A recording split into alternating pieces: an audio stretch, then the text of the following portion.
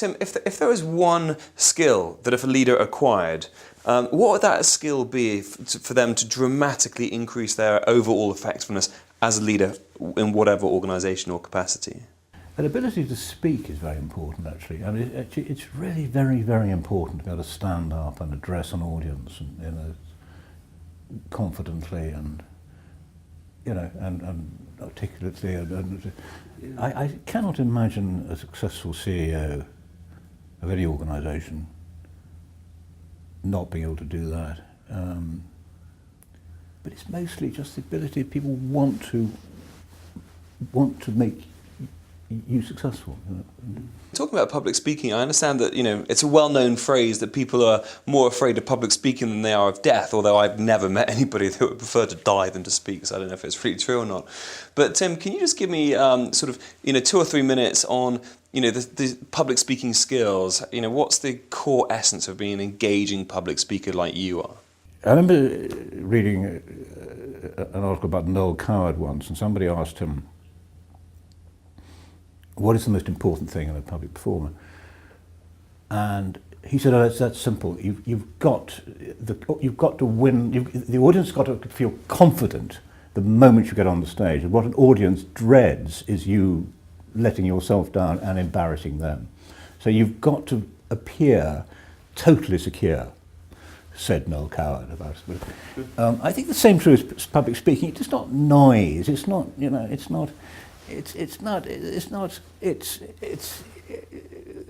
the ability to speak off the cuff is enormously important. It may not necessarily be entirely off the cuff. It's got to sound as though it's off the cuff. You know, it was famously one says of the House of Commons that the most any speech which is given freely is better than a written speech, however intellectually secure.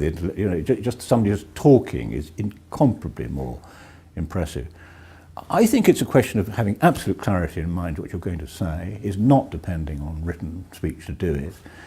Total clarity in mind what you're going to say, and just giving it to them, and giving it to them confidently. Also, I think anecdotal speaking is very effective too. Something Blair's wonderful at it, always dropping in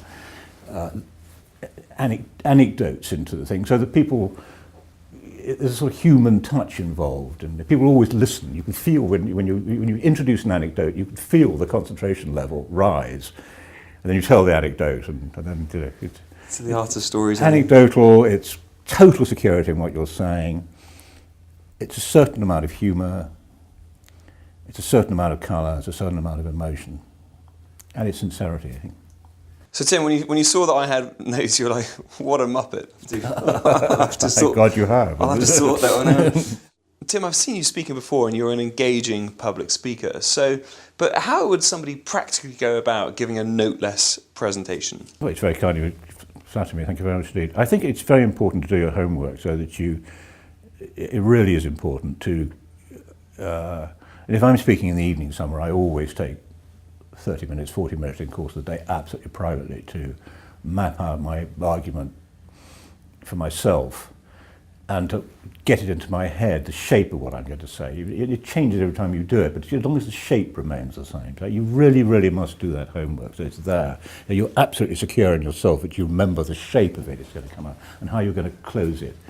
That's very important. And then just get up and do it, actually. Also milk sympathy a little bit, you know. It's a very good thing to look old sometimes. I mean,